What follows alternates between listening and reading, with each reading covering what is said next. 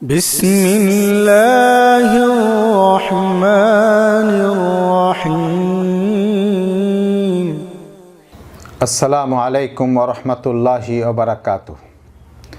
আলহামদুলিল্লাহ ওয়াসসালাতু ওয়াসসালামু আলা রাসূলিল্লাহ, আম্মা বাদ। সর্বপ্রথম সেই মহান করুণাময় আল্লাহর সার্বিক প্রশংসা ও মহানবী সাল্লাল্লাহু আলাইহি ওয়াসাল্লামের উপর দরুদ ও সালাম।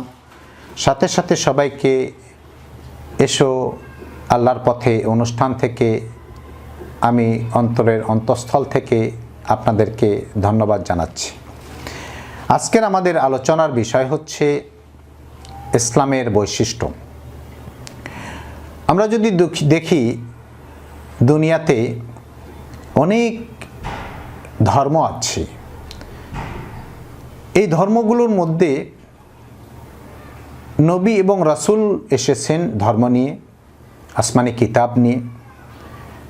আল্লাহ রাব্বুল আলামিন যুগে যুগে যত নবী এবং রাসূল পাঠিয়েছেন প্রত্যেকেরই আসলে একই উদ্দেশ্য, আল্লাহর পরিচয় তুলে ধরা এবং মানব জীবন অর্থাৎ জন্ম থেকে মৃত্যু পর্যন্ত যা যা প্রয়োজন তার একটা দিক নির্দেশনা সেই নবী এবং রাসূলগণের মাধ্যমে আল্লাহ রাব্বুল আলামিন পাঠিয়ে দিয়েছেন।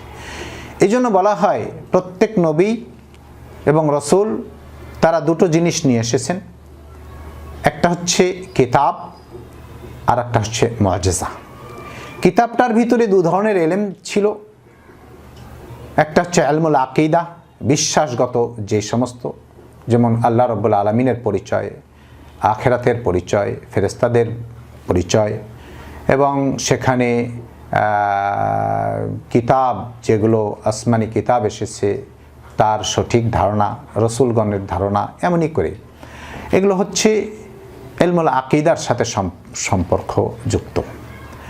আর এক ধরনের ইলম রয়েছে, সেখানে হচ্ছে ইলমুশ শরিয়া, অর্থাৎ জন্ম থেকে মৃত্যু পর্যন্ত যত ধরনের আইন কানুন এবং হুকুম আহকাম রয়েছে যেগুলো করলে আল্লাহ রাব্বুল আলামিন পছন্দ করবেন, সন্তুষ্ট থাকবেন, সেগুলোর বিস্তারিত বর্ণনা রয়েছে সেখানে।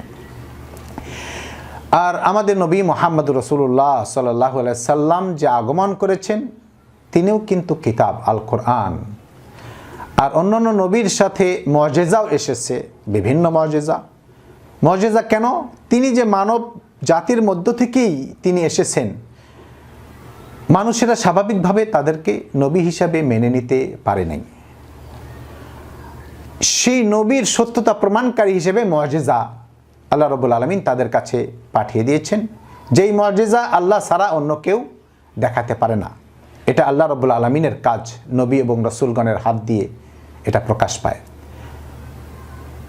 মুহাম্মদ রাসূলুল্লাহ সাল্লাল্লাহু আলাইহি সাল্লাম আগমন করেছেন, আল্লাহ পাঠিয়ে দিয়েছেন।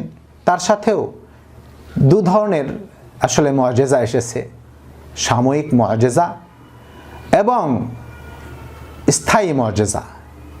অন্যান্য নবীগণের তারা মুআজিজা নিয়ে এসেছে ঠিক সাময়িক, তারা যতক্ষণ, কারণ হলো তারা একটা টেম্পোরারি সময়ের জন্য তারা নবী ছিলেন, একটা জাতির জন্য নবী ছিলেন, একটা এলাকা বিশেষে নবী ছিলেন। কিন্তু মুহাম্মদ রাসূলুল্লাহ সাল্লাল্লাহু আলাইহি সাল্লাম কোনো জাতির সাথে সংশ্লিষ্ট না এবং সমস্ত জাহানের জন্য তিনি নবী, কোনো এলাকার সাথে সম্পৃক্ত না। তিনি সব বিশ্ব অর্থাৎ এই পৃথিবীর জন্য, তিনি পুরো পৃথিবীর জন্য নবী হিসেবে এসেছেন এবং জিন জাতি এবং মানব জাতির জন্যই তিনি নবী হিসেবে এসেছেন। এই জন্য তার সাথে যে মুআজিজা এসেছে সেটা দু ধরনের, একটা সাময়িক, একটা হচ্ছে স্থায়ী। সাময়িকগুলোর মধ্যে আমরা যদি দেখি তার আঙ্গুলের ইশারায় চাঁদ দ্বিখণ্ডিত হয়েছে, তিনি মেরাজে গিয়েছেন, এলো মুআজিজা। তারপরে আঙ্গুলি থেকে পানি বের হয়ে এসেছে, এগুলো মুআজিজা। খানা বৃদ্ধি পেয়েছে, মুআজিজা। কিন্তু স্থায়ী মুআজিজা, যেহেতু তিনি কিয়ামত পর্যন্ত নবী, এজন্য তার কাছে যে একটা মুআজিজাতুল কুবরা, সবচেয়ে বড় মুআজিজা, তা হচ্ছে আল কোরআন। এখন যদি দেখি প্রত্যেক নবী কিন্তু একত্ববাদের কথা নিয়ে এসেছেন এবং ইসলামের দাওয়াত নিয়ে এসেছেন। কিন্তু বর্তমান যদি আমরা দুনিয়াতে তালাশ করি, খোঁজ করি, তাহলে কোনো ধর্ম নেই ইসলাম বলে ইসলামের নামে কোনো ধর্ম নেই আমাদের ধর্ম ছাড়া, ইসলাম। কারণ হলো ইসলাম আল্লাহর কাছে সবচেয়ে মনোনীত, এটা একটা বৈশিষ্ট্য। ইন্নাদ দীন ইনদাল্লাহিল ইসলাম। এই জন্য যদি আমরা দেখি আসলে এই আল্লাহর দিন এমনকি সব জায়গার জন্য, সব স্থানের জন্য, সব কালের জন্য, স্থান কাল পাত্রভেদে সব জায়গার জন্য আসলে এটা অ্যাপ্রোপ্রিয়েট, যথাযথ। সেজন্য এর বিশেষ কিছু বৈশিষ্ট্য আছে। অন্য অন্য ধর্মগুলো আসমানি কিতাব আমরা বিশ্বাস করি, নবী এবং রাসূলগণকেও আমরা বিশ্বাস করি, কিন্তু সেগুলো পরিবর্তন হয়েছে, সংযোজন বিয়োজন হয়েছে। ইসলাম বলে আর কোনো এই ধর্ম ছাড়া অন্য কোনো ধর্ম নেই। এই জন্য ইসলামের রয়েছে বিশেষ বৈশিষ্ট্য। তার মধ্যে একটা হচ্ছে এই ইসলাম আল্লাহর মনোনীত, যে আয়াতটা আমরা বললাম ইন্নাদ দীন ইনদাল্লাহিল ইসলাম, যে নিশ্চয়ই আল্লাহর কাছে দিন, মনোনীত দিন হচ্ছে ইসলাম। আর আল্লাহ এ কথাও বলছেন ওমাই ইয়াবতাগি গায়রাল ইসলামি দীনান ফালা ইউকবালা মিনহু, এই ইসলাম ছাড়া অন্য কোনো ইজমকে, কোনো ধর্মকে বা জীবন বিধান হিসেবে কেউ যদি গ্রহণ করে নেয়, আল্লাহ এটাকে গ্রহণ করবেন না, আল্লাহ এটাকে কবুল ও মঞ্জুর করবেন না। এটা একটা বিশেষ। তারপরেও আমরা যেটাকে একটু ইশারা দিলাম তা হচ্ছে অতীতে যত ধর্ম তারা নাম পরিবর্তন হয়েছে। এখন কেউ খ্রিস্টান ধর্ম, কেউ ইহুদি ধর্ম, কেউ হিন্দু ধর্ম, এরকম করে বৌদ্ধ ধর্ম, এবং বিভিন্ন ধর্মে তাদের আসল রূপ আল্লাহর প্রদত্ত যে কিতাবগুলো এগুলো পরিবর্তন সংযোজন বিয়োজন হয়ে একবারে অন্য রূপ ধারণ করেছে। এটা আসল কি এটা কেউ আর অস্তিত্ব। বর্তমান জামানায়ও যদি আমরা দেখি তাহলে আসলে খ্রিস্টান তাদের ইঞ্জিল রয়েছে, ইঞ্জিল কিন্তু ওই চীনের ইঞ্জিল আর আমেরিকার ইঞ্জিল এক নয়, এখানে পার্থক্য রয়েছে। কোন ভাষায় নাজল সেই ভাষাটুকু আর আজকে তারা হারিয়ে ফেলেছে। কারণ আজকে যদি বাংলায় দেখা যায়, বাংলায় লেখা আছে কোনো, আর কোরআন আপনি যেখানেই যাবেন, ওই লন্ডনে যান, সেখানে যে কোরআন বাংলাদেশেও ঠিক সেই কোরআন রয়েছে। একটা হরফও কেউ পরিবর্তন করতে পারে নাই, পরিবর্তন করতে পারে নাই, সংযোজন বিয়োজন করতে পারে নাই। এটা স্বয়ং আল্লাহ রাব্বুল আলামিন এটাকে হেফাজত করেছেন। আল্লাহ নিজেই বর্ণনা করেছেন ইন্না নাহনু নাজ্জালনা যিকর ওয়া ইন্না লাহু লাহাফিজুন, নিশ্চয়ই আমি এই কোরআন, এই যিকর হচ্ছে আল কোরআন, এই কোরআন নাজিল করেছি এবং এটার সংরক্ষণকারী আমি নিজেই। সুবহানাল্লাহ, সুবহানাল্লাহ। এজন্য আসলে এটা একটা বিশেষ বৈশিষ্ট্য যে কামা হাক্কাহু, যথাযথ এটা সংরক্ষিত অবস্থায় রয়েছে। এটার পরিবর্তন একটা হরফও কেউ পরিবর্তন করতে পারেনি। ইসলামের শত্রুরা চেষ্টা করেছে বিভিন্ন যুগে এটাকে নস্যাৎ করে দেওয়ার জন্য, ধূলিসাৎ করে দেওয়ার জন্য, এখানে পরিবর্তন করার জন্য, সংযোজন বিয়োজন করার জন্য, কিন্তু তারা কখনো সাকসেস হয়নি, যেহেতু আল্লাহ এটা সংরক্ষণের দায়িত্ব নিয়েছেন। এজন্য যদি আমরা দেখি যে এই ইসলামের জন্য, যেটা বর্তমান ইসলাম হিসেবে দুনিয়াতে প্রতিষ্ঠিত রয়েছে, সেই ইসলাম যিনি নিয়ে এসেছেন তিনি হচ্ছেন বিশ্বনবী, তিনি হচ্ছেন শ্রেষ্ঠ নবী, তিনি হচ্ছেন শেষ নবী। কিয়ামত পর্যন্ত আর কোনো নবী আসবেন না। আর যদি আমরা দেখি তাহলে দেখতে পাই যে ওই যে ইব্রাহিম আলাইহিস সালাতু সালাম, তিনি কিন্তু দোয়া করেছেন এই নবী আগমনের জন্য।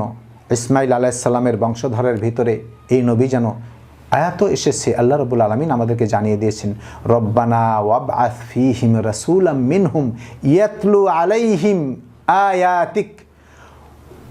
সেখানে আল্লাহ রাব্বুল আলামিন বর্ণনা করতেছেন, হে আল্লাহ, ওগো আমার রব, তুমি তাদের মধ্যে এমন একজন রসূল প্রেরণ করেন যিনি আপনার আয়াতগুলো তেলাওয়াত করবে। তো সেখানে যদি দেখা যায় যে তিনি আসলে আল্লাহ রাব্বুল আলামিনের কাছে দোয়া করেছেন এভাবেই, আর তার দোয়ার ফসল আমাদের নবী অর্থাৎ ইসমাইল আলাইহিস সালাতু সালামের বংশধরে আমাদের নবীর আবির্ভাব হয়েছে। তিনি হচ্ছেন শ্রেষ্ঠ নবী, তিনি হচ্ছেন খাতামুন নবিয়িন রাহমাতাল লিল আলামিন। আবার ঈসা আলাইহিস সালাতু সালামও কিন্তু আসলে দোয়া করেছেন যে তিনিও তার জন্য দোয়া করেছেন যে আমার পরে এমন একজন নবী আসবেন যার নাম হবে আহমদ। তো দেখা যায় যে ওই ইব্রাহিম আলাইহিস সালামও দোয়া করেছেন আমাদের নবী আগমনের জন্য, এবং ঈসা আলাইহিস সালামও তিনি কিন্তু আসলে সুসংবাদ দিয়েছেন তার আগমনের। এজন্য আল্লাহ রাব্বুল আলামিন আমাদের নবী মুহাম্মদ রাসূলুল্লাহ সাল্লাল্লাহু আলাইহি সাল্লামকে বলার জন্য বলেছেন। আসলে যদি দেখা যায় যে কুল ইয়া আইয়ুহান নাস ইন্নী রাসূলুল্লাহি ইলাইকুম জামিআন, হে নবী আপনি বলুন, ও হে মানুষেরা, আমি আল্লাহর রসুল তোমাদের কাছে সবার জন্য রসুল। এবং তিনি তাকে এভাবেও বর্ণনা করা হয়েছে ওমা আরসালনাকা ইল্লা কাফাতাল লিন্নাস, যে আসলে হে নবী আপনাকে প্রেরণ করা হয়নি, বরং প্রেরণ করা হয়েছে সব মানুষের জন্য, সবার জন্য, আর তিনি কিন্তু বিশ্ব রহমত হিসাবে এসেছেন। এজন্য আমরা যদি এই ইসলামের দিকে, এই কোরআনের দিকে দেখি, তাহলে কোরআনটা একটা কমপ্লিট কোর্ট অফ লাইফ, মানব জীবন, আসলে পূর্ণাঙ্গ জীবনের যা যা প্রয়োজন সব কিছুই এই কোরআনে রয়েছে। আল্লাহ নিজেই ঘোষণা করছেন যে আল-ইয়াউমা আকমালতু লাকুম দীনাকুম ওয়া আতমামতু আলাইকুম নি'মাতি ওয়া রাদিতু লাকুমুল ইসলামা দীনা। আজকের দিন আমি এই ইসলামকে পূর্ণাঙ্গ করলাম, আমার নিয়ামতকে পরিপূর্ণ করলাম, এবং এটাকে মনোনীত দিন হিসেবে আমি কবুল ও মঞ্জুর করে নিলাম। আর এই জন্য আসলে আমরা বলে থাকি যে এই ইসলাম এমন একটা আল্লাহ প্রদত্ত ধর্ম, সেখানে সব ধরনের আসলে জ্ঞান রয়েছে। আল্লাহ নিজেই বর্ণনা করছেন ওমা ফাররাতনা ফিল কিতাবি মিন শাই, কোনো কিছুই আমি লিখতে বাদ দেইনি। আবার দেখা যায় এটা আসলে বিজ্ঞানসম্মত ধর্ম, এটা স্বাস্থ্যসম্মত ধর্ম, এটা আমাদের মানে আমরা যে কোনো হুকুম পালন করি না কেন এটা আমাদের উপকারের জন্য, আমাদের কল্যাণের জন্য, আমাদের মঙ্গলের জন্য, সেটা চাই দুনিয়াতে মঙ্গল হোক আখিরাতে মঙ্গল হোক, সব কল্যাণ কিন্তু এখানে রয়েছে। এজন্য আল্লাহ রাব্বুল আলামিন বিভিন্ন আয়াতেও এরকম উৎসাহিত করেছেন, আসলে বিভিন্ন জিনিস নিয়ে, বিভিন্ন আসমান জমিনের যে কোনো আল্লাহর মাখলুকাত নিয়ে আসলে আল্লাহ রাব্বুল আলামিন আসলে আমাদেরকে উৎসাহিত করেন চিন্তা ভাবনা করার জন্য। আসলে যদি আমরা দেখি বস্তুগত যে সমস্ত অর্থাৎ আল্লাহর মাখলুকাত সম্পর্কে যে কোনো ধরনের জ্ঞান, এটাই কি বিজ্ঞান বলা হয়। এজন্য দেখা যায় যে আসলে এই কোরআন আসলে যত হুকুম রয়েছে সবগুলোই আমাদের উপকারের জন্য, আমাদের কল্যাণের জন্য, আমাদের আসলে স্বাস্থ্যসম্মত, আমাদের এগুলো বিজ্ঞানসম্মত। আল্লাহ রাব্বুল আলামিন আসলে এই ইসলামের ভিতরে প্রতিটাই কল্যাণ, আসলে কল্যাণ নিয়ে, এবং সব সময় সব জাতির জন্য আসলে এটা যথাযথ। আল্লাহ রাব্বুল আলামিন বর্ণনা করছেন অবিল হাক্কি আনজালনাহু অবিল হাক্কি নাজাল, যে আল্লাহ বলতেছেন যে এই কোরআনকে আমি সত্য সহ নাজেল করেছি এবং এই কোরআন সত্য নিয়েই নাজেল হয়েছে। সুবহানাল্লাহ, সুবহানাল্লাহ। লা ইয়াতিহিল বাতিল মিন বাইনি ইয়াদাইহি ওয়ালা মিন খালফিহি তানজিলুম মিন হাকিমিন হামিদ। সেখানেও আল্লাহ রাব্বুল আলামিন বর্ণনা করতেছেন এটা আসলেই এটার সম্মুখ ভাগ থেকেও না, পেছন থেকেও না কোনো বাতিল আসার কোনো সুযোগ নেই। আসলে এটা আল্লাহ রাব্বুল আলামিনের সেই পরাক্রমশালী হিকমতওয়ালা এবং সুপ্রশংসিত আল্লাহর পক্ষ থেকেই নাজেল। এজন্য আমরা যতদিন আমরা বেঁচে থাকব ততদিন যেন আল কোরআন বা ইসলামের প্রতি শ্রদ্ধা, কারণ এটা আমাদের কল্যাণের জন্য আসলে এসেছে আল্লাহ প্রদত্ত ধর্ম, এবং এখানে কোনো সংযোজন বিয়োজন কিচ্ছু পরিবর্তন কিচ্ছু হয়নি, সংরক্ষিত রয়েছে একটাই ধর্ম, সেটা হচ্ছে আল ইসলাম। এজন্য আল্লাহর কাছে আমরা আকুল আবেদন জানাবো যে আল্লাহ যেন আমাদেরকে এই বিশ্বের ভিতরে আসলে সব জায়গায় এই ইসলামের বরত্ব আমরা যেন প্রতিটাই কথাবার্তায় এমনভাবে আমরা যেন এটাকে ফুটিয়ে তুলি, লিআলাই কালিমাতিল্লাহি হিয়াল উলিয়া, যে আসলে আল্লাহর কথাকে আমরা উঁচু করে ধরব, কারণ এটা ইসলাম আসলে সর্বযুগের জন্য, সর্বস্থানের জন্য। আল্লাহ রাব্বুল আলামিন আমাদেরকে এই বুঝ দিয়ে আমরা যেন আমাদের জীবদ্দশায় প্রতিটা ক্ষেত্রে যেন আমরা ইসলাম পালন করতে পারি। আল্লাহ আমাদের সে তৌফিক দান করুন। ওয়া আখিরু দাওয়ানা আনিল হামদুলিল্লাহি রাব্বিল আলামিন।